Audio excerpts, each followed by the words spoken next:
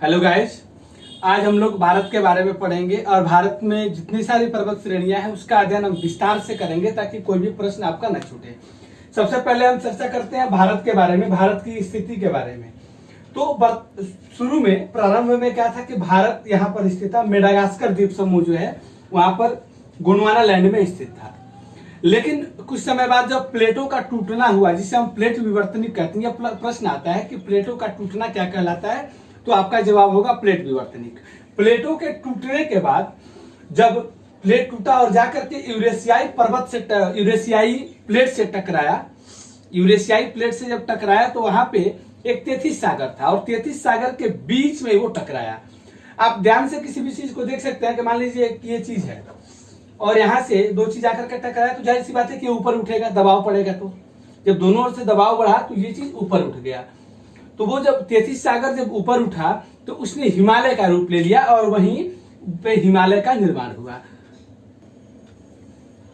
अभी हमने देखा कि हिमालय का निर्माण कैसे हुआ। अब हम पढ़ते हैं कि हिमालय के जो प्रमुख पहाड़ियां हैं या पर्वत श्रेणियां हैं वो कौन कौन सी हैं, और जो भारत में है, अभी हम भारत हमारा टॉपिक है, तो भारत में कौन कौन सी प्रमुख चोटियां हैं या पहाड़ियां हैं, पर्वत श्रेणियां हैं, उसके बारे में हम अध्ययन करेंगे। देखिए, वैसे हिमालय की सबसे ऊंची चोटी जो है हिमालय पर्वत की वो है माउंट एवरेस्ट, लेकिन वो भारत में नहीं है। 8,848 मीटर सबसे ऊंची चोटी जो है माउंट एवरेस्ट है, लेकिन वो भारत में नहीं है। जिस किताब में आपको पढ़ने को ये मिलेगा कि माउंट एवरेस्ट भारत में स्थित है तो वो बिल्कुल गलत है, उसको आप क्रॉस कर दीजिएगा, ठीक है ना। माउंट एवरेस्ट नेपाल में स्थित है, इसलिए हम उसकी चर्चा नहीं करेंगे। भारत में हिमालय की सबसे ऊंची चोटी जो है वो सिक्किम में स्थित है। सिक्किम में कौन सा है? कंचनजंगा है, कंचनजंगा पर्वत श्रेणी जो कि सिक्किम में स्थित है, ठीक है। आइए हम सिक्किम में विस्तार से पढ़ेंगे, सिक्किम तक जब हम आएंगे तो वहां पे विस्तार से पढ़ेंगे। अब सबसे पहले हम आते हैं शुरुआत से, उत्तर से शुरू करते हैं और इस तरह से सभी पर्वत श्रेणियों का अध्ययन करते हैं। ये जो आपका जम्मू कश्मीर और लेह लद्दाख का क्षेत्र है, जम्मू कश्मीर और लद्दाख का क्षेत्र है, इसमें 4 पर्वत श्रेणियां हैं। आइए नक्शे में आप देखते चलेंगे कि चारों पर्वत श्रेणियां कौन कौन सी हैं। सबसे पहले तो आपका ऊपर से शुरू करते हैं, काराकोरम की पर्वत श्रेणी, ये आप देख रहे हैं। दूसरा लद्दाख पर्वत श्रेणी है, तीसरा ये जास्कर पर्वत श्रेणी है और चौथा पीर पंजाल पर्वत श्रेणी है। ध्यान से देखिएगा, आप वीडियो को थोड़ा सा जूम कर लीजिएगा और उसमें आपको सब चीजें दिख जाएंगी। ये आप जम्मू कश्मीर को पढ़ चुके हैं। अब हम आगे आते हैं, आइए इसके बाद हम आते हैं राजस्थान की पर्वत श्रेणी के बारे में। राजस्थान में आप इसको देख रहे हैं, ये अरावली की पर्वत श्रेणी है, अरावली पर्वत श्रेणी जो कि सबसे पुरानी पर्वत श्रेणी है। अरावली की पहाड़ी, अरावली पर्वत श्रेणी जो कि राजस्थान में स्थित है। ये आप देखिए, अरावली पर्वत श्रेणी का एक हिस्सा है जो नई दिल्ली में जब हम आते हैं, राजस्थान को खत्म करके जब हम नई दिल्ली में आते हैं तो ये पे रायसीना की पहाड़ी है।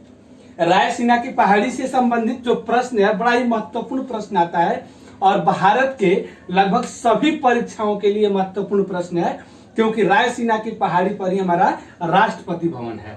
राष्ट्रपति भवन किस पहाड़ी पर स्थित है? तो आपका सही जवाब होगा रायसीना की पहाड़ी जो कि दिल्ली में स्थित है। या फिर यदि ये पूछ देगा कि रायसीना की पहाड़ी दिल्ली में क्यों प्रसिद्ध है, तो आपका जवाब होगा राष्ट्रपति भवन। इसमें आप कहीं कंफ्यूज नहीं होंगे। अब दिल्ली के बाद जब हम आते हैं, अब हम गुजरात में आते हैं। गुजरात में जो पहाड़ी है गिरनार की पहाड़ी, आप मैप में देख सकते हैं। आप वीडियो को जूम करके देख लेंगे, जहां पे आपको कोई कंफ्यूजन होगी पॉज करके आप देख लेंगे। ये गुजरात में जो है गिरनार की पहाड़ी है। यहीं पे गिर वन में, गिर के जंगलों में बब्बर शेर पाए जाते हैं, ये भी प्रश्न आते हैं। अब उसके बाद जो हम आते हैं, ये देखिए आपका ये पश्चिमी महाद्वीपीय मग्न तट है और इधर से जब आप आते हैं तो ये आपका पूर्वी महाद्वीपीय मग्न तट है। ये दोनों यहाँ पर मिलते हैं और मिल करके देखिए नीलगिरी की पहाड़ियों का निर्माण करते हैं।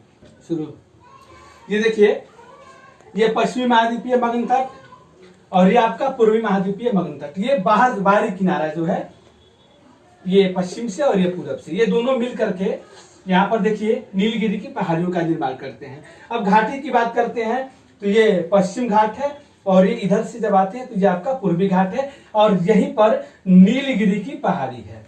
क्लियर है ना। पश्चिमी घाट के बारे में एक चीज क्लियर कर लेते हैं कि पश्चिमी घाट पर आपका महाबलेश्वर और कलसुबाई, इनकी ऊंची चोटियां हैं।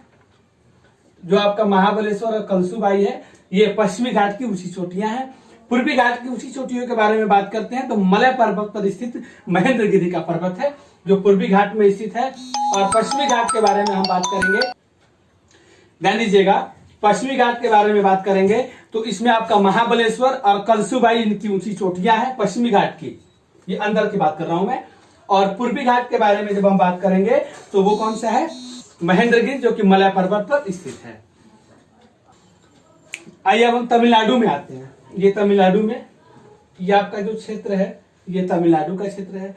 इसमें जहां पूर्वी और पश्चिमी घाट मिलता है, ठीक है ना, तो वहां पे क्या है कि नीलगिरी की पहाड़ियां है। दोदा बेटा जो है नीलगिरी की सबसे ऊंची चोटी है। ठीक है, यह प्रश्न आता है कि नीलगिरी की सबसे ऊंची चोटी कौन सी है या फिर दोदा बेटा किस पर्वत श्रेणी पर स्थित है, तो आपको बताना होगा कि नीलगिरी की पहाड़ियों पर स्थित है।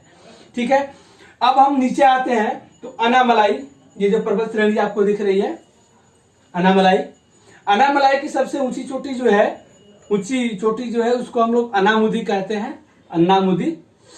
अब नीचे आते हैं तो इलायची की पहाड़ियां हैं। इलायची की पहाड़ियों में क्या है कि इसकी ये सबसे दक्षिणतम पर्वत श्रेणी है भारत की। उत्तर से जब हम यहाँ पे आए तो सबसे दक्षिणतम पर्वत श्रेणी जो है ये आपका इलायची पहाड़ यहाँ पे, और ये इसका जो अंतिम पर्वत शिखर है कार्डमम पहाड़, ये सबसे दक्षिणतम बिंदु है। ठीक है, आप ध्यान देंगे, आप नक्शे में इसकी स्थिति को देख सकते हैं, आपको कंफ्यूज होने की कोई जरूरत नहीं है। कार्डमम इसकी ऊंची चोटी है और इसकी सबसे दक्षिणतम पर्वत जो है वो इलायची की पहाड़ियां हैं। आइए मध्य प्रदेश में आते हैं। मध्य प्रदेश की पर्वत श्रेणियों के बारे में जब हम अध्ययन करते हैं तो ये आपका विंध्याचल पर्वत श्रेणी है। आप मैं दिखूं या ना दिखूं, आप मैप को जरूर देखेंगे। ये विंध्याचल पर्वत श्रेणी है और ये सतपुड़ा की पहाड़ी है।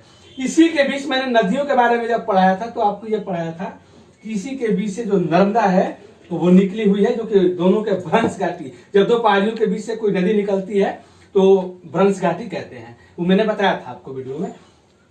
तो ये आपका विंध्याचल पर्वत श्रेणी और ये सतपुड़ा की पहाड़ियों के बीच से नर्मदा निकली हुई है भ्रंश घाटी से। यहाँ पर क्या है कि यही दो पर्वत श्रेणियां हैं मध्य प्रदेश में। इसके बाद हम आते हैं इधर छत्तीसगढ़ में। एक चीज और है, मध्य प्रदेश और छत्तीसगढ़ के बॉर्डर पे जो स्थित है, बिल्कुल सीमा रेखा पर जो पर्वत श्रेणी है वो मैकाल पर्वत श्रेणी है। इसकी अवस्थिति जो है वो है मध्य प्रदेश में, मध्य प्रदेश में ही है, लेकिन छत्तीसगढ़ और मध्य प्रदेश के सीमा रेखा से सटा हुआ। आप देख सकते हैं यहाँ पे ये जो लाइन है, ये जो आपका मैकाल पर्वत श्रेणी है वो मध्य प्रदेश में है, लेकिन इनके बॉर्डर पर स्थित है। हम जब छत्तीसगढ़ में आते हैं तो छत्तीसगढ़ में कौन कौन सी पहाड़ियां हैं, ये आपकी रामगढ़ की पहाड़ी है। रामगढ़ की पहाड़ी कहाँ स्थित है, तो छत्तीसगढ़ में। अब ये कितनी ऊंची है, क्या है, ये सब कुछ दिया हुआ है, आप मैप से देख के लिख लेंगे, मुझे बताने की जरूरत नहीं है। बहुत कम प्रश्न आते हैं कितनी मीटर ऊंची है, बहुत ज्यादा जो सबसे ऊंची है और सबसे छोटी उसी के बारे में चर्चा होता है। बीच वाले को बहुत ज्यादा, बीच वाले से कोई प्रश्न नहीं आता। आइए अब इसके बाद हम झारखंड में आते हैं। झारखंड के पहाड़ियों के बारे में जानते हैं। ये आपका छोटा नागपुर का पठार है, ये तो पठार है, पठार के बारे में भी चर्चा नहीं कर रहे हैं, पहाड़ के बारे में चर्चा करें, पर्वत के बारे में। ये आपकी राजमहल की पहाड़ी है झारखंड में। इसके बाद राजमहल के पहाड़ियों के बाद हम सीधा सीधा ऊपर चढ़ते हैं, सिक्किम में आते हैं। अब हम आते हैं सिक्किम के बारे में। मैंने इस वीडियो के शुरुआत में ही बताया था कि भारत में हिमालय की सबसे ऊंची चोटी जो है कंचनजंगा है। ये आपको यहाँ पे हाईलाइट किया हुआ है। कंचनजंगा 8,598 मीटर ऊंची है, जो कि सिक्किम में स्थित है। सिक्किम से जब हम और आगे चलते हैं तो आई ना अरुणाचल प्रदेश में आते हैं, फिर मेघालय में घुसेंगे। सबसे पहले अरुणाचल प्रदेश की बात करते हैं। तो अरुणाचल प्रदेश में जो पहाड़ियां हैं वो नीचे से लेके चलते हैं हम। देखिए मिरी की पहाड़ी है, मिरी की पहाड़ी के बाद ये अबोर की पहाड़ी है, ये मिसमी की पहाड़ी है, और ये जब उधर से घूम के आते हैं तो ये आपका पटकाई गुम्बद है। ठीक है, शुरुआत यहां से करेंगे। मिरी से पहले दाफला, मिरी, मिसमी और पटकाई गुम्बद, ये 4 हो गया। इसको आप लोग देख लेंगे। नहीं, दाफला, मिरी, अबोर, मिसमी और पटकाईबुम, ये अरुणाचल प्रदेश में है। यदि इन पांचों में से कोई सा भी नाम दे दिया और ये कहाँ पर स्थित है, तो अरुणाचल प्रदेश में स्थित है। अरुणाचल प्रदेश से इधर जब हम आते हैं तो नागालैंड, ये बिल्कुल सटा हुआ है, देख सकते हैं आप। नागालैंड में नागा की पहाड़ियां हैं। और इसके बाद हम मणिपुर में आते हैं तो मणिपुर में मणिपुर की पहाड़ियां हैं। इसमें से बहुत ज्यादा प्रश्न नहीं आते। प्रश्न यही आते हैं कि मणिपुर में कौन सी पर्वत श्रेणी है। मणिपुर की पहाड़ी जो है वो लोकटक झील के पास स्थित है। लोकटक झील मणिपुर में है। यह प्रश्न आता है कि लोकटक झील कहाँ स्थित है, तो मणिपुर में स्थित है। ये तैरता हुआ रिजर्व टाइगर लोकटक झील पर ही स्थित है, मणिपुर में। तैरता हुआ रिजर्व टाइगर, बाघों के लिए जो अभ्यारण्य बनाए गए हैं रिजर्व टाइगर, वो वहीं पर बनाया गया है, जिसका नाम है कैबूल नामचा। जान लीजिएगा, कैबूल नामचा नाम का जो रिजर्व टाइगर है जो तैरता हुआ है वो कहाँ है, तो मणिपुर में है। किस झील पर स्थित है, तो लोकटक झील पर स्थित है। मैं इन सब चीजों को इसलिए कवर अप कर रहा हूं कि आपका कोई भी प्रश्न इनसे संबंधित हो तो वो ना छूटे। आइए अब हम मणिपुर के बाद आते हैं त्रिपुरा में। त्रिपुरा की पहाड़ियां हैं। मिजोरम में मिजो की पहाड़ी है। त्रिपुरा में त्रिपुरा की पहाड़ी है। थोड़ा सा ये महाराष्ट्र को देख लेते हैं। महाराष्ट्र में एक ही पर्वत श्रेणी है, अजंता पर्वत श्रेणी। ठीक है, अब हम सीधा सीधा मेघालय में आते हैं। मेघालय में जो पर्वत श्रेणियां हैं वो बड़ा ही, ये जो एरिया है मेघालय का, ये जो आप देख रहे हैं ये बड़ा ही महत्वपूर्ण है। इसमें परीक्षाओं में जो प्रश्न होते हैं वो बिल्कुल वीवीआई टाइप के होते हैं। ठीक है ना। आइए हम देखते हैं कि इसमें कौन कौन सी पर्वत श्रेणियां हैं। ये गारो की पहाड़ियां, ये खासी की पहाड़ियां और ये एक जयंतिया की पहाड़ी। ये 3 पहाड़ियां हैं इसमें मेघालय में। मेघालय में कौन कौन सी पहाड़ियां हैं, गारो, खासी और जयंतिया। एक चीज जो मैं आपको आज क्लियर कर देता हूं कि सर्वाधिक वर्षा का स्थान जो पहले चेरापूंजी हुआ करता था, बीच में मासिनराम हुआ और अब फिर से चेरापूंजी हो गया है, वो कहाँ स्थित है, तो ये खासी की पहाड़ियों पर स्थित है। इसमें आप कंफ्यूज नहीं होंगे, गारो और जयंती आपका सही जवाब नहीं होगा। पहले चेरापूंजी था, चेरापूंजी बाद में मासिनराम हुआ, उसी खासी की पहाड़ियों में ही है। खासी की पहाड़ियों पर ही स्थित है और फिर चेंज होकर के फिर बदल करके अभी चेरापूंजी है सर्वाधिक वर्षा का स्थान, जो कि खासी की पहाड़ियों पर स्थित है। उम्मीद करता हूं कि मैंने अभी तक जितना भी बताया आपको उसमें से कोई परेशानी नहीं होगी।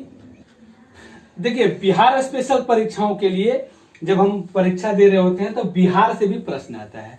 बिहार में वैसे कोई पर्वत श्रेणी नहीं है, लेकिन एक पर्वत श्रेणी है जिसे कैमूर की पहाड़ी कहते हैं, जो कि कैमूर एक जिला है बिहार का सबसे पश्चिमी छोर पर स्थित है। बिहार के सबसे पश्चिमी छोर पर कैमूर की स्थित है। कैमूर की पहाड़ी जो है वो विंध्याचल पर्वत श्रेणी का ही एक छोटा सा भाग है। वैसे गया में जो गया की पहाड़ी है वहां पर क्या है, हजारीबाग का पठार है। पठार के बारे में जब हम पढ़ेंगे तब इसका चर्चा करेंगे। तो गया की पहाड़ी भी है वैसे, लेकिन ये छोटी छोटी पहाड़ियां हैं जो कि विंध्याचल पर्वत श्रेणी के छोटे छोटे भाग हैं। ये पर्वत श्रेणियों की आज की इस वीडियो में आपको यदि कोई दुविधा होगी तो आप कमेंट बॉक्स में जरूर लिखेंगे या हमसे संपर्क करेंगे। मैं कोशिश करूंगा कि आपके प्रश्नों का जवाब आप तक पहुंचे। और इसमें से इतना ही प्रश्न आता है, इसके अलावा पर्वत श्रेणियों से संबंधित कोई भी प्रश्न, भारत के पर्वत श्रेणियों से संबंधित कोई भी प्रश्न नहीं आते। यदि मेरी वीडियो आपको अच्छा लगे तो लाइक, सब्सक्राइब और शेयर कीजिएगा, कमेंट तो जरूर कीजिएगा। धन्यवाद। जय हिंद।